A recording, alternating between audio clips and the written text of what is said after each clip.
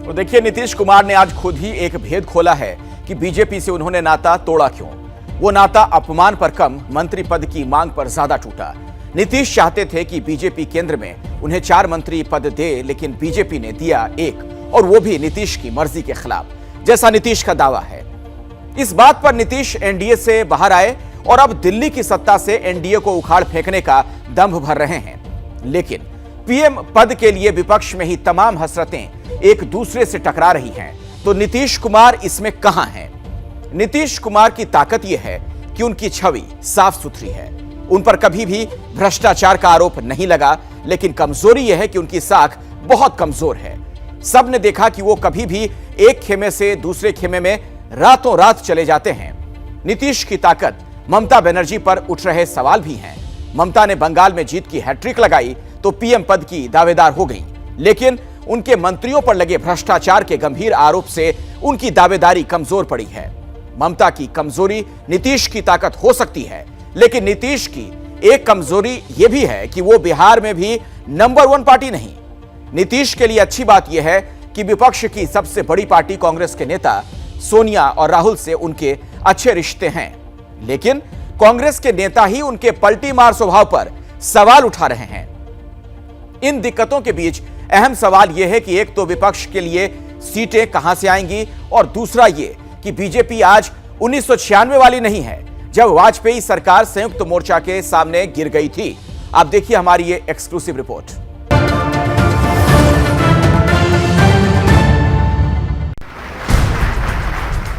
उन्नीस में पहली बार जब अटल बिहारी वाजपेयी ने प्रधानमंत्री पद की शपथ ली तो उनके खिलाफ विपक्षी दलों की लामबंदी शुरू हुई। विपक्षी दलों की वो एकता चुनाव बाद हो रही थी।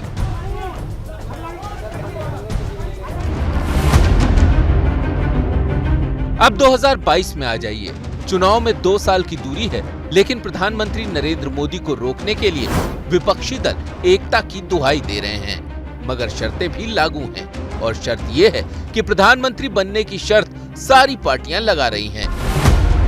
कल तक बीजेपी संग बिहार में सरकार चला रही जेडीयू को ही देखिए कि नीतीश कुमार को लेकर उसके सपने कितने बड़े हैं। नरेंद्र मोदी जी के सामने एक पर्सनालिटी जो प्रधानमंत्री पद के लिए हो सकता है, उसमें नीतीश कुमार जी हर तरह से फिट हैं। योग्यता का सवाल हो। उपेंद्र कुशवाहा जमाने बाद नीतीश कुमार के साथ आए हैं। एक समय वो नीतीश के बेहद करीबी रहे, लेकिन महत्वाकांक्षाओं के टकराव में कुशवाहा नीतीश से अलग हो गए। आप सब लोगों ने, बिहार के लोगों ने परिवर्तन का मन बना लिया है। 2014 में कुशवाहा बीजेपी के साथ चले गए, मोदी सरकार में मंत्री भी बन गए। मैं उपेंद्र कुशवाहा ईश्वर की शपथ लेता हूं। लेकिन 2019 में बीजेपी से कुशवाहा की बात इसलिए नहीं बन पाई कि कहते हैं कि नीतीश कुमार ने अड़ंगा लगा दिया कि कुशवाहा होंगे तो मैं नहीं। कुशवाहा उस चुनाव में पैदल हो गए। 2020 में विधानसभा का चुनाव नीतीश कुमार और बीजेपी के खिलाफ लड़ा, लेकिन मुंह की खाई तो फिर नीतीश की शरण में ही आ गए। इसीलिए कुशवाहा तो नीतीश कुमार को योग्य मानेंगे ही, लेकिन बिहार से ही विरोध की कई आवाजें उठ रही हैं। जो व्यक्ति सीएम मटेरियल ही ढंग से नहीं बन पाया, उनके संसदीय बोर्ड के अध्यक्ष बयान देते हैं कि भाई देश आपका इंतजार कर रहा है। भैया, प्रदेश 17 साल से आपका इंतजार कर रहा है। मुख्यमंत्री जी, पहले प्रदेश की तो सुन लीजिए, प्रदेश की तो समस्या का आप समाधान कर दीजिए, देश तो बहुत दूर की बात है। देश में सत्ता की 3 धुरी हैं, एक बीजेपी, एक कांग्रेस और एक तीसरा मोर्चा। लेकिन सवाल है कि तीसरे मोर्चे की अगुवाई कौन कर सकता है। एक वक्त में जनता दल से निकले नेताओं ने जैसे तैसे प्रधानमंत्री बनने का अपना ख्वाब पूरा किया। उनमें से ही एक है पूर्व प्रधानमंत्री HD देवेगौड़ा। देवेगौड़ा ने मौजूदा हालात पर ट्वीट किया है कि मैं बिहार की गतिविधियों को देख रहा हूँ। मुझे वो दिन याद आ रहे हैं जब जनता दल परिवार एक छत के नीचे आया था। उसने 3-3 प्रधानमंत्री दिए। मैं काफी बुजुर्ग हो चुका हूँ, लेकिन अगर युवा पीढ़ी तय कर ले तो इस महान राष्ट्र को एक बेहतर विकल्प दे सकती है। देवेगौड़ा जनता परिवार के युवा नेताओं से उम्मीद लगाकर बैठे हैं। अगर जनता परिवार का हाल देखें तो वो कई दिशाओं में भटके हुए हैं। बिहार में जेडीयू के नीतीश कुमार का तीर दिल्ली का किला फतेह करना चाहता है। वहीं आरजेडी के तेजस्वी यादव भी चाहते हैं कि नीतीश कुमार दिल्ली रुक करें तो बिहार की बादशाहत उनको मिले। बिहार में एलजेपी के चिराग पासवान तेजस्वी पर नरम है, लेकिन नीतीश पर गरम। यूपी में अखिलेश यादव विपक्षी एकता तो चाहते हैं, लेकिन नीतीश का नेतृत्व नहीं। वहीं ओडिशा में बीजेपी के नवीन पटनायक न काहू से दोस्ती न काहू से बैर वाली मुद्रा में हैं। अगर समाजवादी पार्टी के सांसद सबसे ज्यादा हैं, तो अखिलेश यादव जी क्यों नहीं प्राइम मिनिस्टर के कैंडिडेट हो सकते? उनका चेहरा, उनका व्यक्तित्व यकीनी तौर पर परफेक्ट है प्रधानमंत्री होने के लिए। गैर कांग्रेस गैर बीजेपी सोच वाली ऐसी पार्टियां एकजुट है नहीं। अब अगर चंद महीनों के लिए एकजुट होंगी तो इनको जोड़ने वाली सीमेंट सत्ता की होगी, जैसा कि 1996 से 1998 तक हुआ, जब संयुक्त मोर्चा बना था। उस 2 साल में देवेगौड़ा और गुजराल के सपने तो पूरे हो गए, लेकिन कईयों के ख्वाब कसक बनकर रह गए। हर के मन में इच्छा है, मायावती जी के मन में इच्छा है, सबकी मन में इच्छा है, और हमारे मन में भी प्राइम मिनिस्टर बनने की इच्छा है।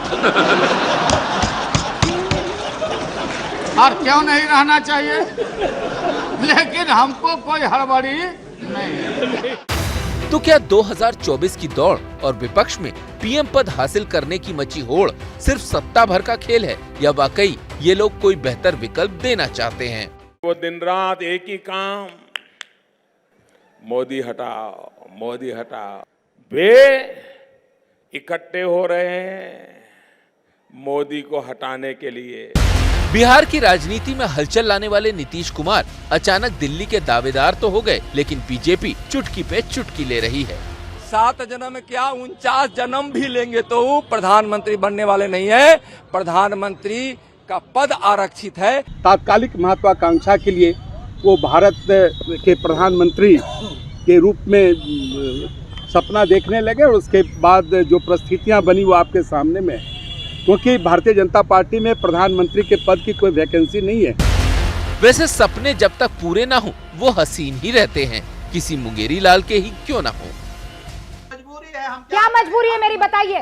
मैं अभी आपको बताती हूँ कि मैंने ओए होए होए होए नमकीन के चटकारे लेते हुए टकटकी मार के डिबेट शो को पॉज रिपीट कर करके देख रहे हैं जोगिंदर जी।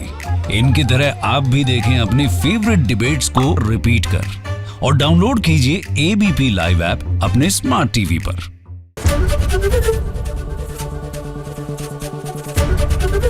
एबीपी न्यूज आपको रखे आगे।